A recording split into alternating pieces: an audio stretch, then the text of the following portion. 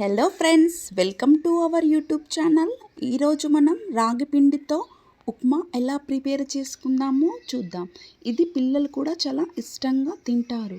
ముందుగా గ్యాస్ పైన ఒక కడాయి పెట్టి 2 టేబుల్ స్పూన్ ఆయిల్ వేసుకోవాలి. తర్వాత కొంచెం ఆవాలు వేసుకొని దోరగా ఫ్రై చేసుకోవాలి. తర్వాత కట్ చేసిన పచ్చిమిర్చి ముక్కలు, అలాగే ఆనియన్ ముక్కలు, కొంచెం కరివేపాకు వేసుకొని ఇలా దోరగా ఫ్రై చేసుకోవాలి. పచ్చి వాసన లేకుండా బాగా ఫ్రై చేయాలి. ఇలా ఫ్రై అయిన తర్వాత కొంచెం మినప్పప్పు, అలాగే కొంచెం శనగపప్పు కూడా యాడ్ చేసుకొని ఇవి దోరగా గోల్డెన్ బ్రౌన్ వచ్చేలాగా బాగా ఫ్రై చేసుకోవాలి. ఇలా ఫ్రై అయిన తర్వాత 4-5 జీడిపప్పు పలుకులు కూడా వేసుకొని బాగా దోరగా ఫ్రై చేయాలి.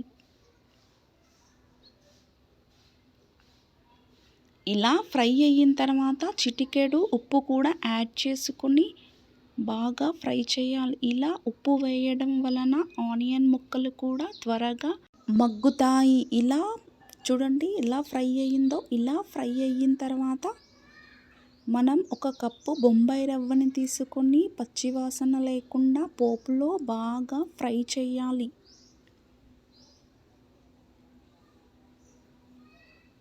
ఇలా ఫ్రై చేసుకున్న తర్వాత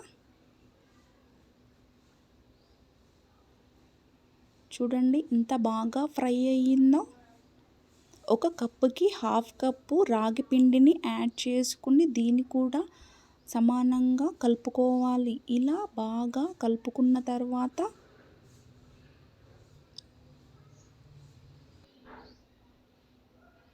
3 కప్పుల వాటర్ని కూడా యాడ్ చేసుకోవాలి.